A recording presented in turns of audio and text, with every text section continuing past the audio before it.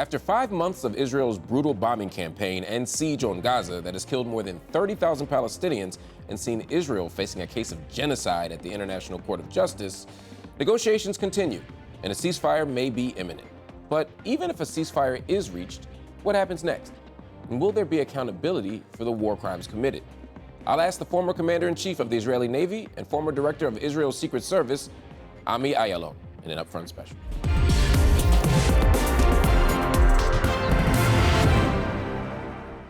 Ami Ayalon, thank you so much for joining us on Upfront. Thank you, Mark. As we record, negotiations for a ceasefire in Gaza continue to advance. But many are asking, even if there were to be a ceasefire, what happens next? Now, you've stated that you hope Israeli society will demand, and I quote, security, democracy, and an end to the Israeli occupation of the Palestinian territories because the three are inseparable. But this idea strays quite far from Prime Minister Benjamin Netanyahu's intentions, which currently suggests taking indefinite control over the security and civilian affairs of Gaza. How do you respond to Prime Minister Netanyahu's plan? Well, I do not respond to Netanyahu because this is the beauty of democracy. I represent myself. I do not represent the Israeli people. Many of the Israelis agree with me, but as long as he is the prime minister, as much as I don't like it, he represents the state of Israel. So I'm not negotiating with Netanyahu. I'm telling what I believe in. I hope that Israelis will listen. I hope that the world will listen, your audience, for example. And finally, since it is a democracy, I hope that we shall have elections as soon as possible, and then the Israeli people will vote for another leader. I guess my question is, why do you disagree with Prime Minister Netanyahu? You said you don't like it. What don't you like about his plan? Okay, let me go back a little bit and to start with trying to explain to foreign people the way we understand the reality in the Middle East and the Israeli point of view. On the 7th of October, I think that we experienced something that we couldn't imagine that ever we shall face. Now, why it is so important to start with this? Because you have to understand that we went to a war, and the way we understand this war is a just war. But even a just war must end, because war should never be the goal of itself. And my discussion or debate or the reason why I do not agree with Netanyahu is that the way I understand him, he do not have intent. He do not have any intent to end this war. For him, it is a kind of an endless war. And another idea when I speak about this war, when we fight Hamas, which is a terror fundamentalist organization, and I'm not saying all the Palestinians are the same, but Hamas as an organization, in a way, it is a totally different type of war. We are fighting on two dimensions. One is on the military battle, on the battlefield. And yes, it is a military war. But the other and the most important dimension is a war of ideas. And what I claim is that in order to defeat Hamas, it is not enough to dismantle his military capability and his political leadership. And this is what we are doing. But I think that the war must end today. When you talk about an end to the war, one of the things that Netanyahu has talked about, in addition to actual military engagement, is the question of a Palestinian state. He's saying very explicitly at this point that a Palestinian state is a non-starter. I totally disagree with Netanyahu. And just to support my view, I think that in this case, all the world agree with me. If you listen to the American voice, European voice, all the Arab states and all the Muslim states who signed on the Arab Peace Initiative. I think that only Iran and its, Hezbollah, Hamas, and the Houthis did not sign within the Arab and the Muslim world. And if you listen to Russia and China, all the world accept the future of two states as the only realistic view in order to bring an end to this conflict.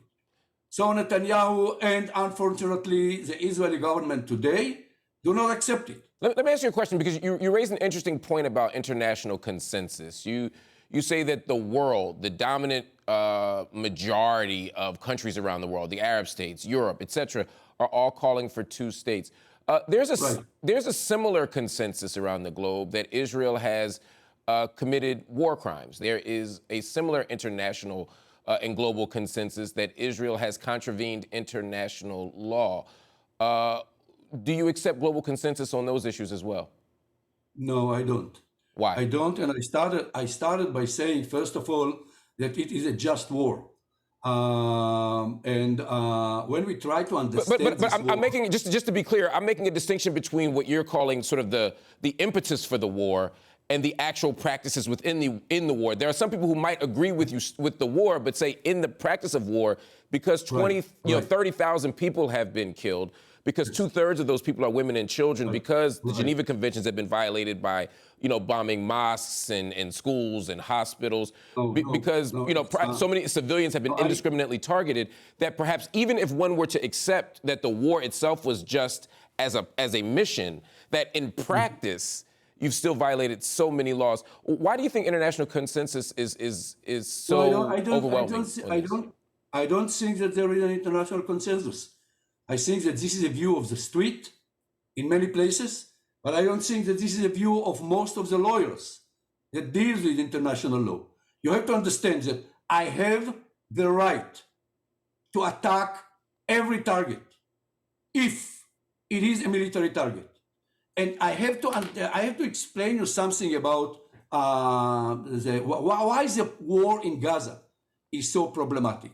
Because it is the first war that we are fighting, which is in a so populated area, and there is no way to attack a legitimate target without killing, unfortunately, without any intent, civilians. This is the one reason. The second reason... Well, let me ask you about your first reason before you jump to the second reason.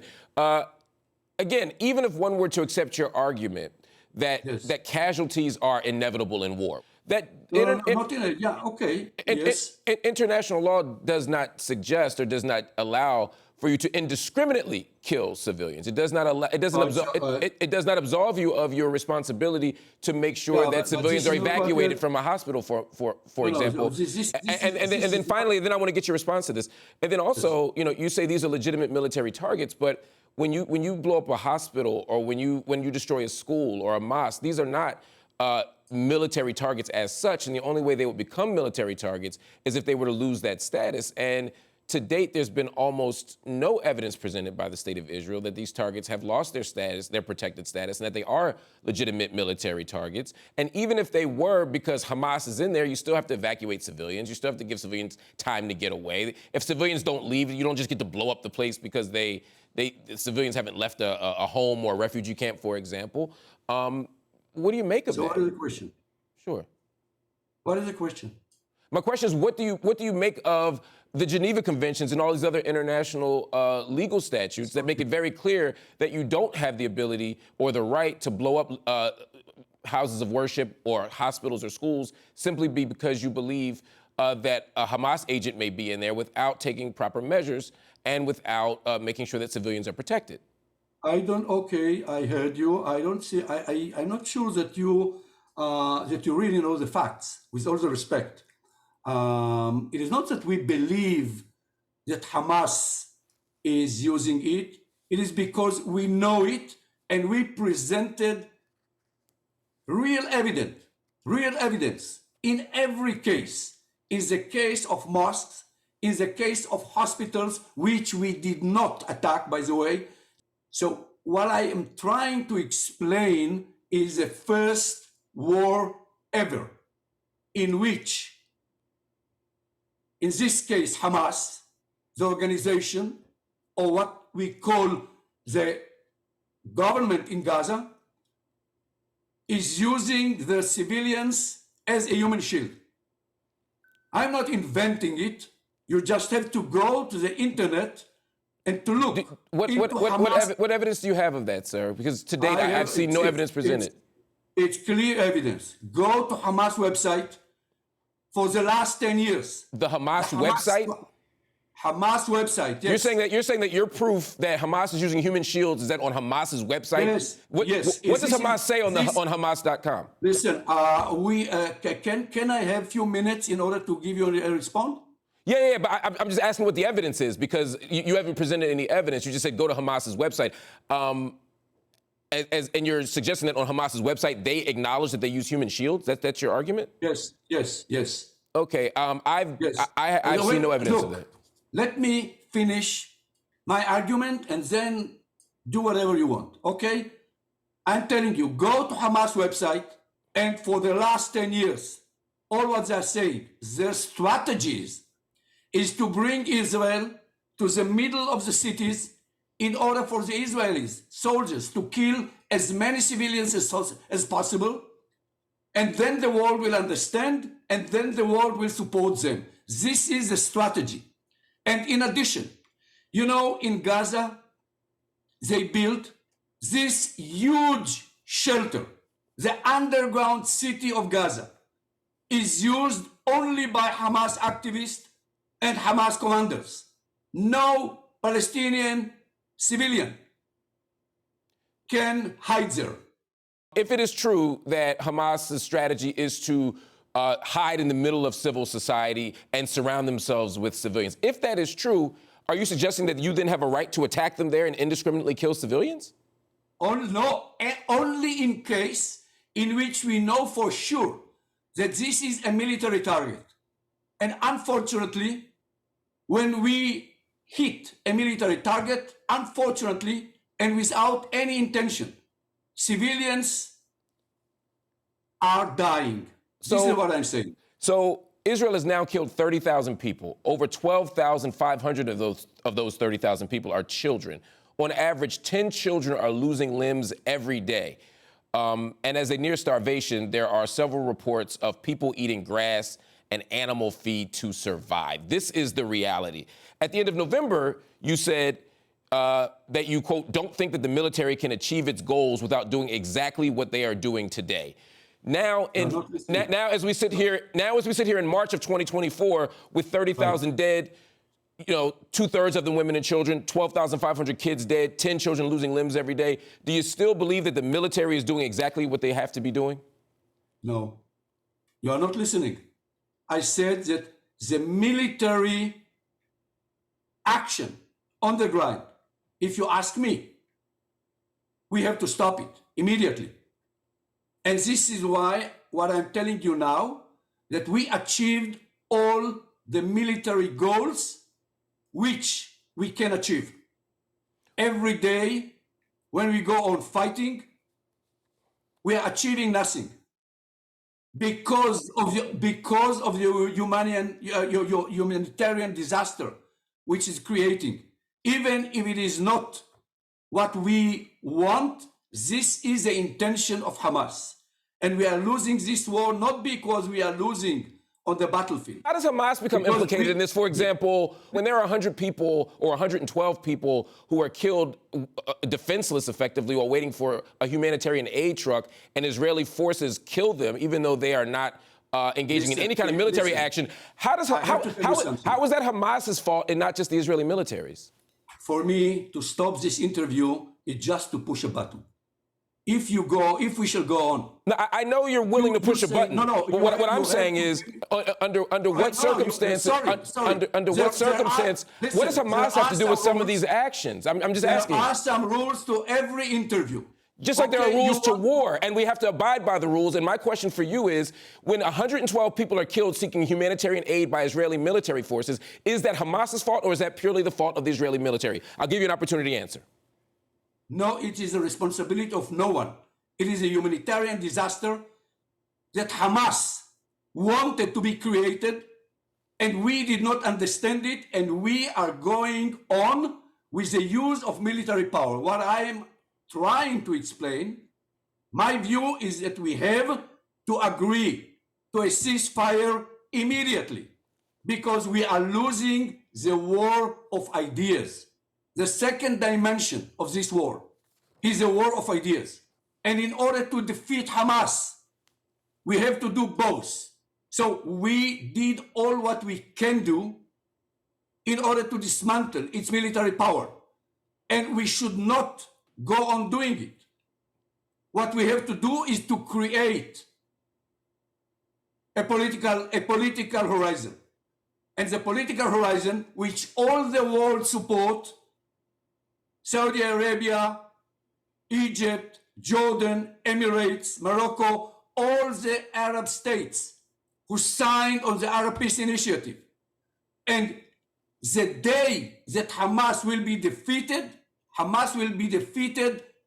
only if we shall create a better future for Palestinians and for Israelis. Now, the moment that we shall create a process that will bring us to a reality of two states, Hamas is defeated.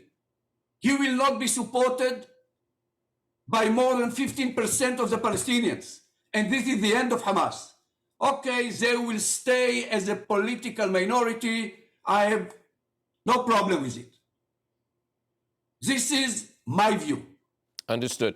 In December, you spoke about how there are too many what you call chaos agents in Israel, whose political goal is to create a human disaster in Gaza. You call this radical and fundamental, stating, quote, this is exactly the theology and the strategy of ISIS and of Al-Qaeda. Who are these chaos agents in your estimation?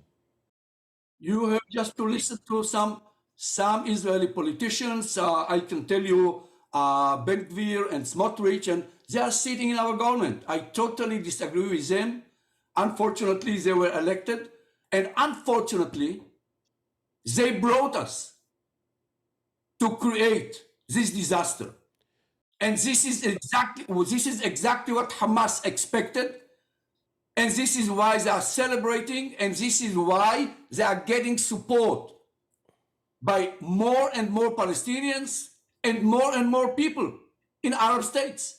That makes sense. So from your perspective, Itamar Ben Gvir, Benjamin Netanyahu, this whole cohort of people are advancing a kind of extremist ideology designed to create humanitarian disaster. By the way, you mentioned Benjamin Netanyahu. I don't think that this is what he wanted, but he created a coalition, and he do not control his coalition. And is this extremist coalition guiding the policies of Israel? Yes. And are they being successful in guiding the policies of Israel, in persuading Netanyahu? Up to now, yes. Okay, so you said that, just so I got this right, there are extremists who are guiding the policies of Israel toward humanitarian disaster in Gaza.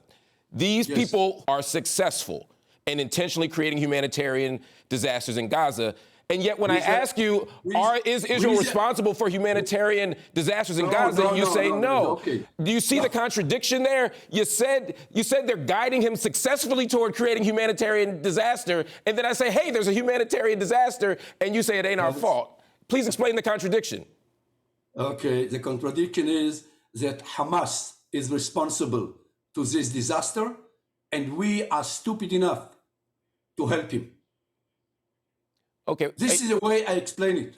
Okay. This is the dream of Hamas, and we did not understand it from the very beginning, and we are paying the price. Unfortunately, Palestinians, thousands of Palestinians are paying the price because we did not understand that this is the dream of Hamas. And in addition, we were locked because after the 7th of October, we had to go to war against Hamas, and this is the result. So you believe that the problem here is that the Israeli government at this stage has fallen into Hamas's trap by... Exactly. Right. Exactly. So falling into Hamas's trap doesn't absolve you from your responsibilities in international law. It doesn't absolve you from the crime of genocide. It doesn't absolve you of any contraventions of international law. But let's move on. Let's move on because I want your insight on something, sir. Man, I have to tell you something. You do not understand what genocide is all about. What's genocide? Please, not what genocide is. Genocide is to kill a people. In whole or in part? Hold on. Sorry. In whole or in part by international law? In whole or in part? Based on a racial, ethnical, or national identity. That's according to international law. And again, 1% of the child population in Gaza has been killed. One out of 75 Gazans has been killed. We do not have a war with the Palestinians. We have a war with Hamas. But you're killing Palestinians. All our generals are saying again and again and again, we have to do everything in order not to hit civilians, because this is not our war. So just to use your example, if the commanders are saying do everything you can not to hit civilians, and 112 civilians are killed while waiting for humanitarian aid, unarmed, and by all accounts not at all confronting the Israeli military, who's responsible? I'll ask you again. First of all, it was a huge mistake. If you ask me, we tried to bring humanitarian aid, food and everything. And this convoy was attacked by people who lost any control. And it was a huge problem, a huge mistake. And I hope that we shall not do it again. It was the military's, it was the IDF's mistake, you're saying? It was an Israeli mistake, yes. Okay, no, great, because earlier in the interview you said it was nobody's fault. So I'm glad you've moved on that point. It was an Israeli mistake. Thank you. No, I appreciate you saying. I appreciate you saying that. Earlier in the interview you said something different. So I'm glad that we have clarity now that it was their fault. No. When you raised this case, I did not say anything. I said whose fault was it? How was it Hamas's fault? And you said it's not anyone's fault. No, not the case. Okay, well, it's fine. We don't have to quibble. The audience will see for themselves. You called for the release of jailed Palestinian leader Marwan Barghouti, which is also one of the current demands of Hamas. You said that this would create the conditions for meaningful negotiations. For many, Barghouti is viewed as their Nelson Mandela. And recent polls suggest that he would be a prime candidate to lead if he were released. And there were open elections. Do you believe that his release could lead to more diplomacy or a way forward in the conflict? I think that the process that I see is end the military operation with a ceasefire and bringing back all the hostages and releasing all the Palestinian prisoners that we have to release in order to achieve this deal. And once he will be released, what I'm afraid of, that the Palestinians will go to elections without a political horizon. And I hope that when we shall create the political horizon, which will be supported by all the world, America, Saudi Arabia, and all the Arab states, when he will be released, only then they will go to elections. And the way I understand the Palestinian society is they will vote for Marwan Barghouti. And Marwan Barghouti believes he is not a Hamas activist. He believes in two states. He fought because he did not believe that we shall give Palestinian a state unless they will fight. So whether he was right or wrong, I'm not discussing it now. This is history. We did mistakes during Oslo. Palestinians did mistakes, all of us did mistakes, and the responsibility is shared.